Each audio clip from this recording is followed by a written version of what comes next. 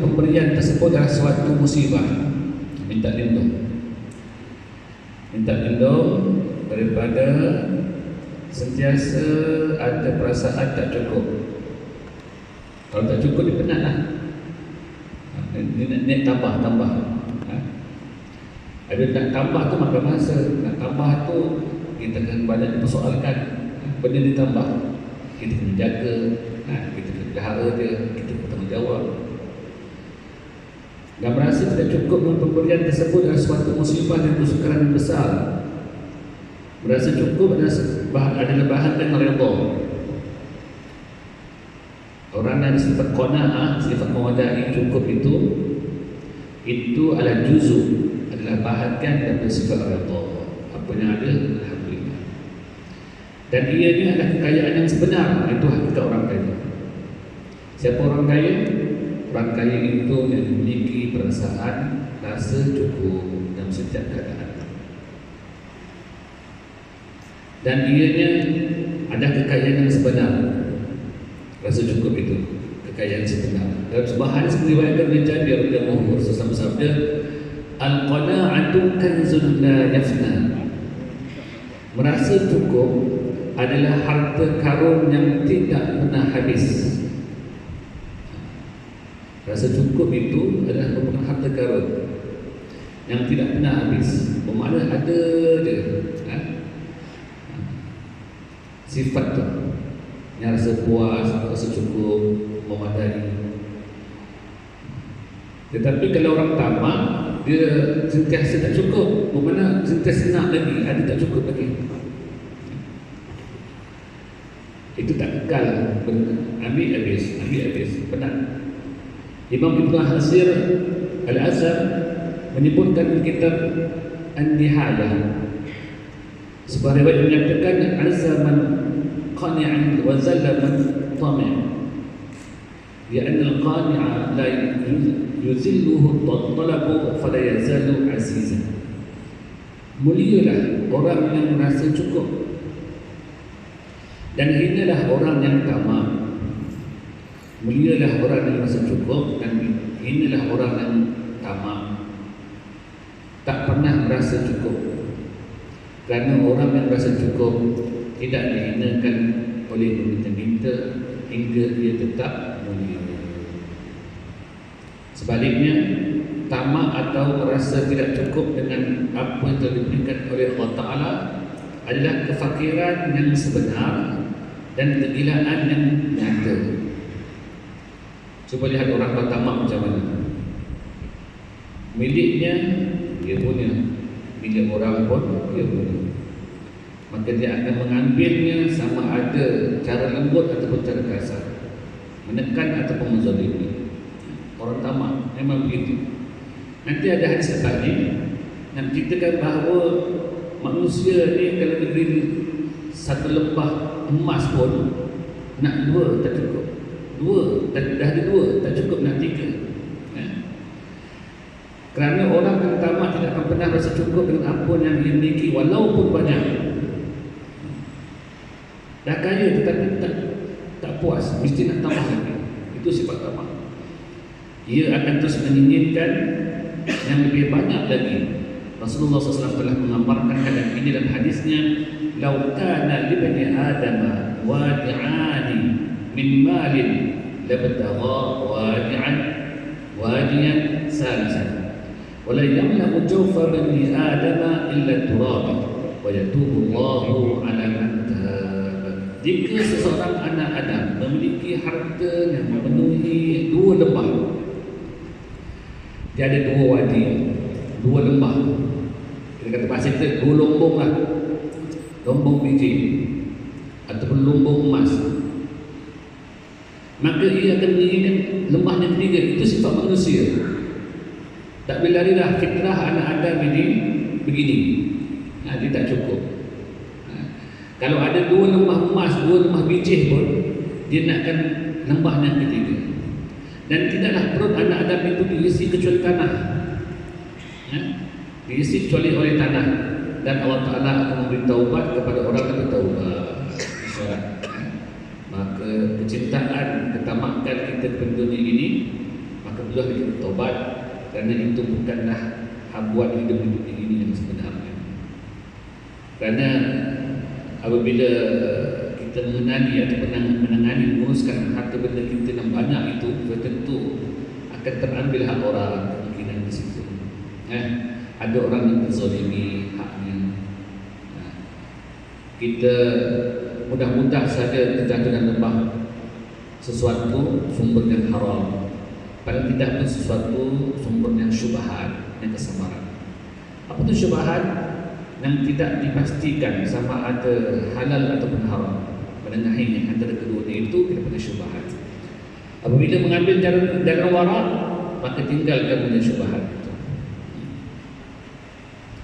Sesungguhnya orang yang tamak adalah orang yang paling fakir. Sebutkan kitabnya apa dia? Orang tamak itu kaya, tamak, tapi itulah yang paling fakir. Walaupun ia memiliki harta yang banyak. Dan ini juga telah dijelaskan oleh Rasulullah SAW ketika seorang datang kepada baginda SAW dan meminta wasiat, berkata, "Ya Rasulullah, awsini wa awjaz."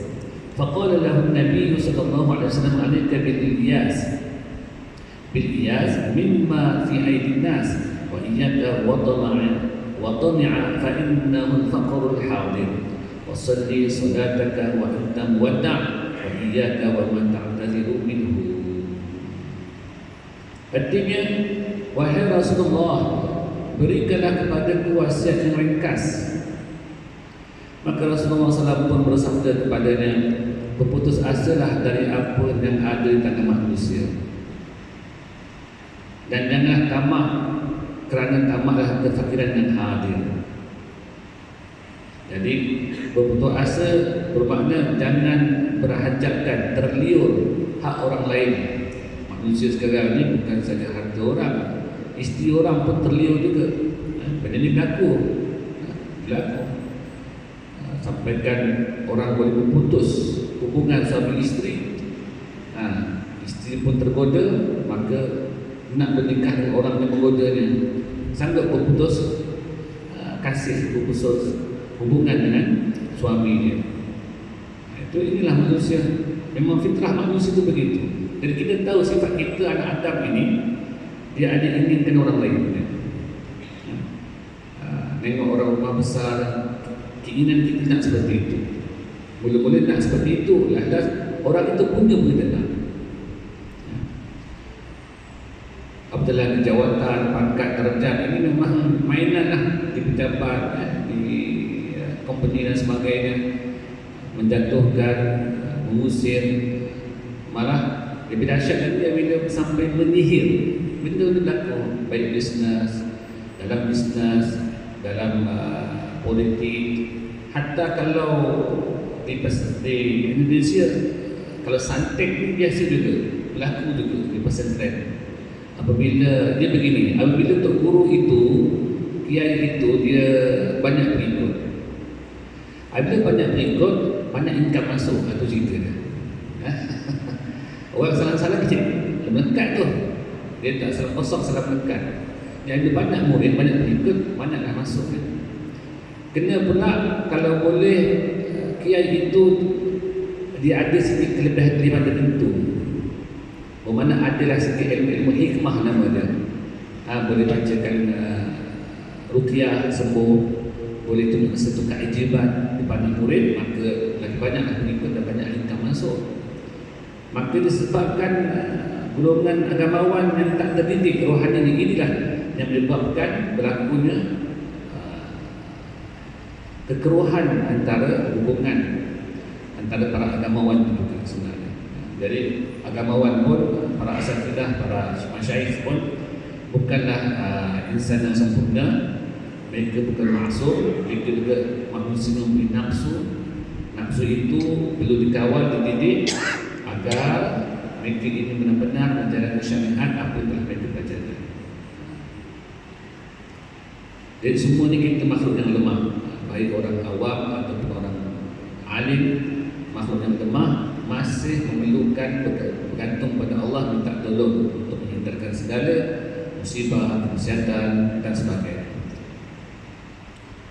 Dan tamak pada dunia yang fana, dan janganlah tamak, kerana tamak adalah kefakiran yang hadir. Jadi kefakiran tamak itu adalah merupakan kefakiran, dia boleh datang pada diri kita. Solatlah seakan-akan engkau solat untuk terakhir kali. Hadis menyebutkan wasalli solataka wa anta muwadda'. Solatlah engkau dan rasakan seolah-olah solat ini solat terakhir.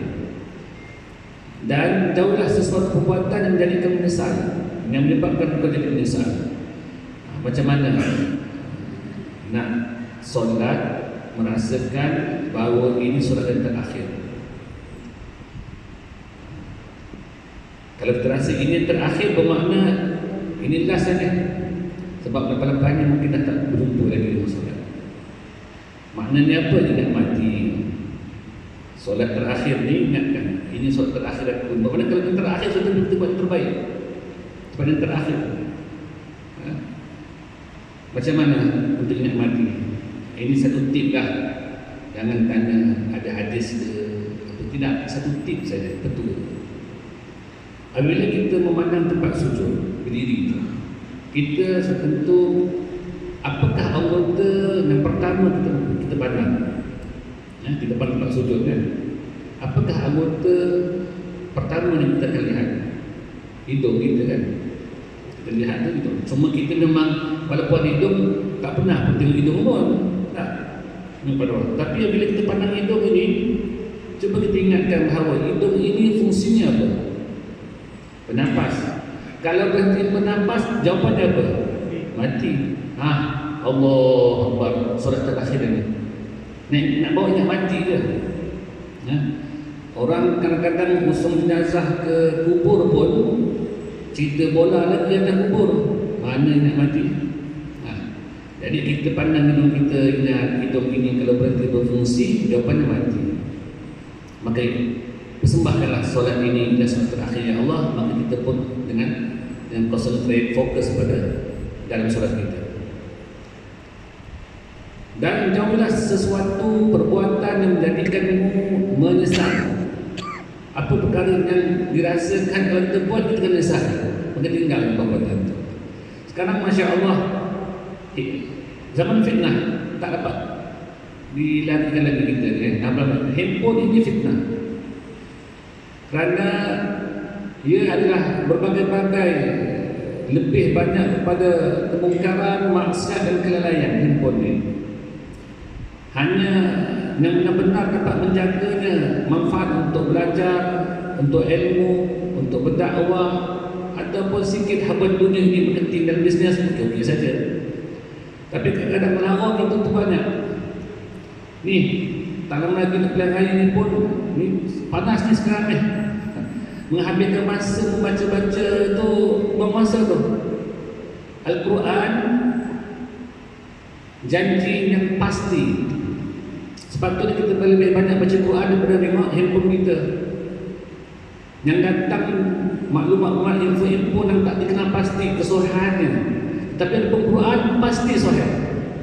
Baca Quran. Hindarkan daripada terjebak dalam fitnah-fitnah di akhir zaman ini. Kadang-kadang manusia suka menceritakan hal pribadi rumah tangga.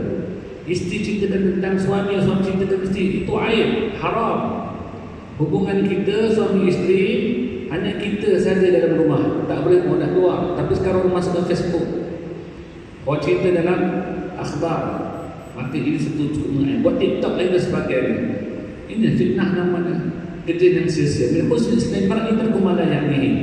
Daripada kalau Islam seorang itu hendaklah ditinggalkan sesuatu bukan yang tidak ada manfaat. Lebih-lebih sesuatu yang tiada manfaat untuk rohani. Hatta kalaulah ceramah agama itu tidak memberi sumbangan untuk membangkitkan susuk rohani kita, tinggalkan saja. Maaf cakap, kalaulah majlis ceramah itu memang nama jenama ceramah agama, tetapi kalau ceramah itu tidak membangkitkan rohani kita, bertambah takut pada Allah, bertambah hampir pada Allah, tinggalkan saja. Tinggalkan saja. Tak perlu lama-lama di situ. Kita tahu bahawa ilmu yang perlu wajib ada tiga. Apa dia? Fiqh, tauhid, tasawuf. Ini memang asas. Fiqh ini penting kerana ia mengajar kita bagaimana cara nak beramal hukum hakam. Ini manfaat untuk kita di akhirat. Tauhid ini amat manfaat sebab ia pegangan akidah. Solat kita, puasa, zakat, haji kita tak akan sempurna, tidak akan terima Allah kalau akidahnya rosak. Tasawuf satu ilmu yang amat penting untuk menjaga amal kita jangan sampai terbatalnya pahala amalan. Tiga ni wajib. Jadi kalau sesuatu majlis ceramah itu tidak membawa kita dekat dengan Allah, tidak membaikkan, tidak membanyakkan amal kita, tidak membawa takut pada Allah Ta'ala, maka tak perlu lama-lama di situ. Minta petunjuk dari Allah Ta'ala. Kita zaman keliru sekarang ni, zaman kesamaran. Maka Nabi ajarkan doa, Allahumma arinal haqqa haqqan warzuqna ittiba'ah wa arina batila batila warzuqna ijtinabah. Ya Allah, tunjukkan aku kebenaran itu benar-benar satu kebenaran dan berilah aku untuk mengikutnya. Dan tunjukkan padaku kalau sesuatu itu benar-benar batil, tunjukkan kebatilan itu agar aku dapat meninggalkan. Tinggalkan. Kita hidup singkat sangat di hari. Peluangnya ada ini, maka tinggalkan. Hubungkan silaturahim, hidup berkasih sayang. Ini ajaran Nabi. La yu'minu ahadukum hatta yuhibba li akhihi ma yuhibbu li nafsihi. Tidak sempurna, bukan kita tak beriman. Ayat terjemah secara mufradat, terjemah berkata je, terjemah secara tunggal je. Tidak beriman, tapi maksud sini tak sempurna iman, bukan tak beriman langsung. Tak sempurna iman seorang kamu itu selagi mana dia tidak mengasihi saudaranya seperti mana dia mengasihi dirinya sendiri. Siapa saudara kita tu? Yang ada kalimah la ilaha illallah Muhammad Rasulullah. Walaupun aku warna sekalipun, maka tetaplah itu saudara kita. Jadi jaga lidah kita daripada menyakitinya, jaga body language kita daripada menyakitinya, jagalah badan kita daripada menyakitinya. Dan tamak kepada dunia yang fana yang akan binasa ini yang kita tinggalkan ini adalah suatu kehinaan. Kerana dunia ini hina. Itulah sebab mengapa orang-orang yang memiliki akal sehat menjauhinya. Orang kalau sehat dia jauhkan dunia. Maksud jauhkan dunia bukan menjauhkan daripada material dunia. Jauhkan dunia maksudnya apa? Meninggalkan dunia, meninggalkan cinta pada dunia, meninggalkan kehambaan pada dunia, meninggalkan penyadaran kepada dunia. Bukan melepaskan material itu. Tidak. Tuan-tuan ada rumah kereta, jaga rumah kereta tuan-tuan. Tuan-tuan ada ladang, ada kebun, maka kewajipan empunya tanah memakmurkan, menyuburkan, itu tanggungjawab. Siapa ada tanah, jangan dibikin kontang begitu.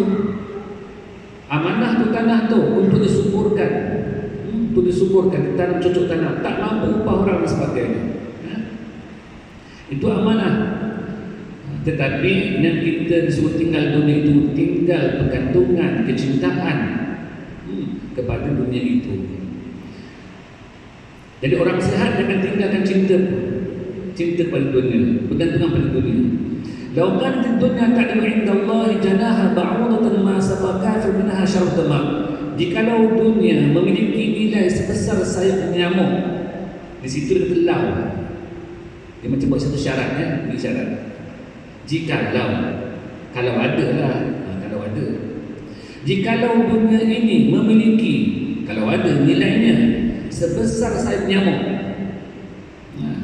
maka Allah tidak akan memberi orang kafir sesuatu minuman pun daripada dunia ini. Kalau ada nilai, orang kafir tak minum seteguk air. Kalau ada nilai. Sekarang ni kita lihat orang kafir berapa teguklah minum air, berapa banyak lagi dah makan, dengan kenderaan, dengan rumah mewah, bisnes dan sebagainya. Kuasa kerajaan semua dipegang. Macam mana? Nak menggambarkan bahawa memang tak ada nilai Allah Ta'ala dunia. Orang yang berakal dia takkan sibuk nak tamakkan orang punya kereta, orang punya ladang, orang punya pangkat, orang punya kedudukan. Dia tak tamakkan. Sebab apa? Itu benda yang akan ditinggalkan. Benda fana. Dunia ni fana, darul fana. Maka jika engkau memiliki akal, janganlah tamak kepada dunia yang hina. Kerana tidaklah mencari sesuatu yang hina, mereka orang yang hina juga. Binatang yang hina, dia makan dengan hina juga, maka bangkai. La tuksir hammaka ma qadra yakun. Janganlah perbanyakkan kegelisahanmu apa yang telah ditetapkan pastinya terjadi. Berharap kepada makhluk adalah sebab kegelisahan dan kerisauan. Kita berharap kepada si fulan. Kita bergantung pada sesuatu kumpulan. Kita berharap orang ini boleh bantu kita.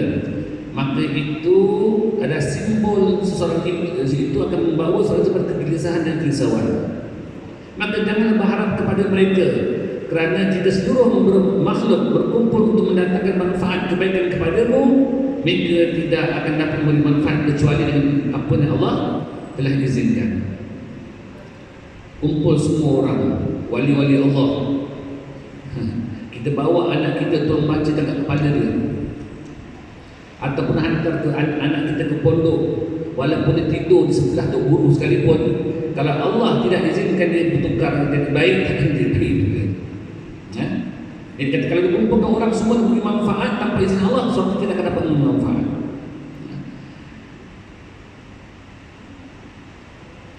Dan jika seluruh manusia berkumpul untuk mencelakakan, memudaratkan seseorang itu, niscaya mereka tidak akan dapat mencelakakanmu kecuali dengan apa telah Allah tetapkan bagimu. Justru itu, kita apabila membaca a'udzu billahi minasyaitonir rajim, aku berlindung daripada syaitan yang mengerjam. Doa ini untuk kita pergi lari pada Allah, gantung pada Allah, cari Allah. Bukannya kita merasakan bahawa syaitan itu boleh mengedarkan kita, tidak. Allah ciptakan neraka bukan nak masukkan kita dalam neraka, hamba dalam neraka, tapi Allah memberi satu simbol bahawa larilah kepada aku ke syurga. Syaitan tidak boleh memudaratkan, iblis tidak boleh memudaratkan, jin tidak boleh memudaratkan, tok bomo, penyihir tidak boleh memudaratkan, Amerika, China, Rusia tidak boleh memberi mudarat, racun tidak boleh memudaratkan. Dia hanya bila berjalan ada sistem alam, sistem adat. Pisau memotong, kalau diizinkan Allah potong. Racun membunuh, kalau diizinkan Allah mati. Duit gembira, kalau Allah izinkan gembira. Berapa ramai dengan duit pun tak gembira juga. Ubat menyembuhkan, dengan izin Allah dia sembuh. Berapa banyak pula orang makan ubat tambah sakit. Puluh tahun makan Panadol, ubat tahan sakit, menangkap kat buah pinggang. Ya. Jadi kesemua itu penyadarannya, pergantungannya hanya kepada Allah. Anta wal khalaiq kulluhum 'abid wal ilahu fina yaf'alu ma yurid. Engkau dan seluruh makhluk adalah hamba-hamba Allah Ta'ala, dan Tuhan melakukan apa yang Dia kehendaki kepada kita. Ketahuilah bahawa engkau dan seluruh makhluk adalah hamba-hamba Allah, maka kamu semua perlu, yakni untuk wujud, hidup, mendapatkan perkara yang baik dan terlindung daripada perkara yang berbahaya kepada Zat yang mewujudkanmu daripada ketiadaan, melimpahkan ke atasmu kurniaan dengan besar dan memeliharamu daripada perkara yang berbahaya bagimu. Maka serahkanlah segala urusanmu padanya, nescaya engkau akan selamat dan beruntung. Dari rangkapan ini, paragraf ini nak ceritakan bahawa kita disarankan, ditegaskan untuk buat pergantungan kepada Allah secara total. Jangan lihat pada putera kita, jangan lihat kepada mana-mana manusia, jangan lihat pada majikan, jangan lihat pada kuasa derajat kita, jangan lihat pada uang ringgit kita, harta kita, tetapi lihatlah kepada yang memberi harta kekayaan itu, Allah. Dan sesungguhnya Tuhan Maha mampu berbuat kepada hamba-hambanya apapun yang dikehendaki dengan kuasa dan hikmah yang sempurna. La yus'alu amma yaf'alu wa hum yus'alun. Ia tidak boleh ditanya, tidak dipersoalkan dengan Allah apa yang dilakukan. Kenapa ya Allah? Tentang Allah tak boleh. Kita perlu ingat, kita yang namanya hamba duduk di level kehambaan. Kena taat, kena patuh, kena redha, kena akur. Allah sebagai Tuhan duduk di level ketuhanan, buat apa nak buat. Jangan tertukar tu. Jangan Allah duduk di bawah, kita duduk di atas pula. Sampaikan kita berdoa, bertukar tangan nak minta Allah ikut apa yang kita nak. Itu bukannya. Seorang hamba Allah bertanya pada gurunya, Syekh, macam mana saya nak sembahyang khusyuk? Macam mana saya nak sembahyang khusyuk? Siapa nasihat dah? Berilah beberapa tip, panduan. Betul-betulkan wudu, ingat makna-maknanya, dan banyakkan zikir selawat. Mudah-mudahan Allah berikan kekhusyukan. Tapi murid masih tak puas hati kepada itu. Tapi saya dah lama dah saya buat itu juga, tapi tak khusyuk juga. Macam mana Syekh? Akhirnya Syekh pun berkata, redalah kamu dengan tak khusyuk itu. Reda je. Kerana apa? Jangan kamu cuba-cuba minta Allah buat apa yang kamu nak. Jangan. Reda saja. Kadang-kadang orang tanya, Ustaz macam mana khusyuk? Dalam hati Ustaz pun, aku pun tak khusyuk juga. Itu didikan. Jangan cuba-cuba nak minta Allah ikut apa yang kita nak. Sampai begitu sekali berserah. Sembahyang pun kena serah pada Allah Ta'ala. Bukan buat kerja amalan kita harian, jaga isteri kita ni, kerja kita, tidak. Nak beramal pun kena serah pada Allah. Kita tak mampu pergi pada Allah, dengan Allah yang datangkan. Kita tak mampu mengingat Allah dalam sembahyang, melainkan Allah ingatkan. Sebab itu Nabi mengajar kita doa, Allahumma a'inni ala zikrika wa syukrika wa husni ibadatik. Ya Allah, bantulah aku dalam mengingatimu dan bersyukur kepada nikmatmu. Bermakna faham dan kita sendiri pun tak mampu ingat Allah dengan bantuan Allah. Setelah Allah memperingatkan dirinya, dia menjadi hamba, dan dalam itu hamba diizinkan untuk ingat Allah. Itu saja. Bersyukur pun begitu juga. Tak mampu nak bersyukur. Lebih banyak lalai, kufur daripada bersyukur. Nikmat datang ke masjid, solat berjemaah, dengar kuliah, diberikan kefahaman. Ini nikmat besar. Syukur. Tetapi banyak kita tak syukur. Sampaikan dalam hadis menyebutkan, ramainya orang perempuan itu di dalam neraka dikarenakan suka mengeluh dan sedikit bersyukur. Bersyukur payah tu. Seorang perempuan sepatutnya kena rasa syukur sangat sebab dia ada suami. Kalau orang tak ada suami ni, menderita lah. Itu. Di hari tua siapa nak jaga? Tak ada nasab. Kalau tak ada nasab, macam mana besok? Mana ganjaran jariah kita yang akan mengalir ke akhirat? Tidak ada doa. Cuba lihat, kalau tak ada anak itu, tidak dapat doa anak yang soleh. Anak tak ada, dapat anak soleh macam mana? Tidak dapat pahala membasuh baju, memah rumah untuk layan suami. Pahala beranak, pahala beranak tu Masya Allah. Perempuan tu bersalin, dia dosa-dosa digugurkan tu, dosa kecil digugurkan tu. Tetapi sebab kejahilan manusia sampai tak nak sabar, baru mual sikit, luya sikit dah, tak nak rabah, tak nak beranak lagi dah. Anak pun orang dah mual-mual dah tak nak buat anak. Ada dah beranak tu sakit, dia memang sakit. Ada setengah perempuan dia tak nak beranak normal, dia nak operate. Dulu-dulu kan kalau bius tu satu badan tidurkan terus. Sekarang ni separuh badan je. Sebab tak nak merasa sakit dah. Itu pahala untuk kita. Sakit tu pahala. Orang sakit dapat pahala, disiksa dapat pahala, dizolimi dapat pahala, dizalimi. Kita dizolimi dia dapat pahala, bersabar. Bersabar dengan pemerintah yang zolim, dia dapat pahala bersabar. Doakan yang baik-baik saja, selesai. Maka janganlah membantah terhadap Allah Ta'ala dan apa pun yang berlaku kepadamu, kerana semuanya berlaku ke atas kehendak Allah. Nescaya engkau akan merasakan kedamaian dalam hidupmu. Kalau redha, rasa cukup, selesai. Aman, damai hidup. Nescaya engkau akan merasakan kesukaran hidup tiada lain disebabkan kecuali oleh kehendak nafsumu yang menentang kehendakmu.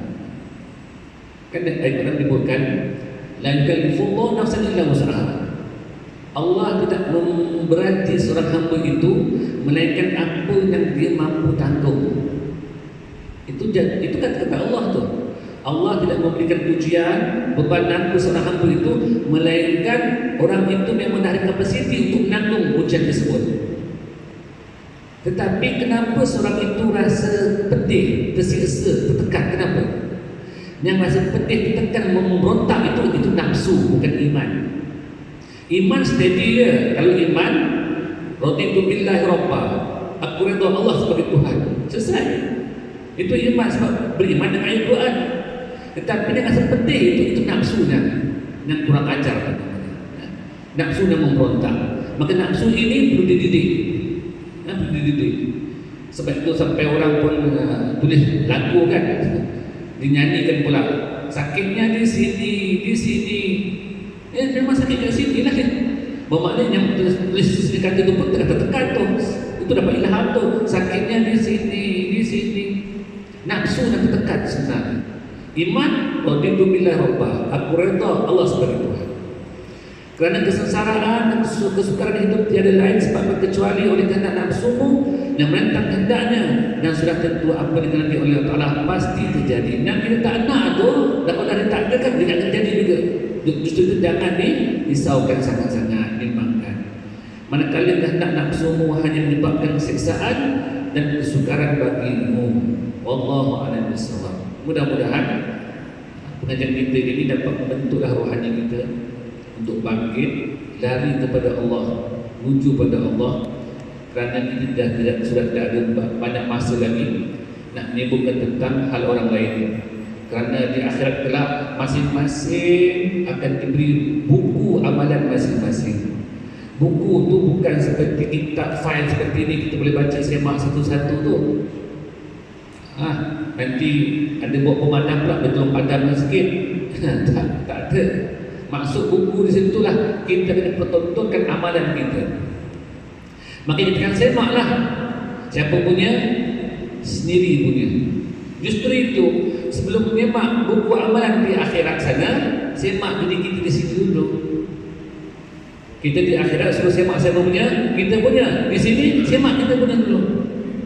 Jangan sibuk-semak orang lain. Apa kurang kita? Sembahyang qada, sempurnakan. Ada nazar, tunaikan. Kerana lupa, ada kafarah, bayar. Ada fidyah, bayar. Selesaikan. Hutang dengan Allah, selesaikan. Baik solat qadanya, baik puasa qadanya. Kalau hutang dengan orang, kumpulkan duit. Jangan dah ujung-ujung senja ni nak buat loan lagi. Dah. Ada duit pencet, potong sikit, bayar kawan-kawan hutang dan sebagainya. Ada penghutang dengan mak kita tu dah memang halal-halal dah. Hutang dengan mak ni dah halal-halal dah. Mak tu Masya Allah penat mengandung kita. Daripada kecil sampai dah anak 2-3 orang pun masih whatsapp mak dia belakang-belakang. Mak, duit kita tak lepas mak. Mak transfer je. Mak ada duit. Kalau ayah kena maki dulu. Dah tak dapat duit dah. Itulah si ibu punya penanganan, ibu punya kasih sayang, Masya Allah. Dan mudah-mudahan apa yang telah kita berzakarakan ini dapat membaikkan lagi rohani kita supaya kita terus melangkah yang kelewatan. Kita hanya sedikit masa lagi di dunia ini untuk terus berdoa Ta'ala kepada taufiq wal hidayah. Nakifna walhamdulillah. Bismillahirrahmanirrahim. Alhamdulillah wassalatu ala asyrafil anbiya wa ala alihi wasallam. Allah Ta'ala infaqna subhanahu wa ta'ala kina nastajid al-ikram. Ya Fattah ya alim iftahil istamil wa faqina fi din wa ala rahmatika ya rahimin. Walhamdulillah wassalatu.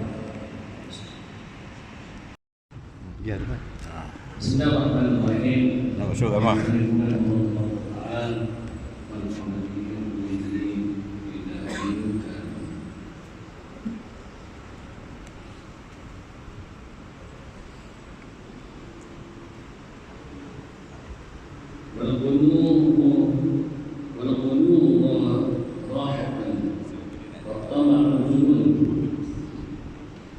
Merasa cukup adalah kerehatan dan tamak. Merasa cukup adalah kerehatan dan tamak. Yang ini merasa tidak cukup adalah kegilaan. Kalau merasa cukup itu cukup, bermakna dia akan berehat. Dan itulah hakikat orang kaya. Sebab orang kaya kan sifatnya dia tidak minta-minta lagi lah, minta aja apa dah, apa yang ada cukup lah. Itu ciri-ciri orang kaya.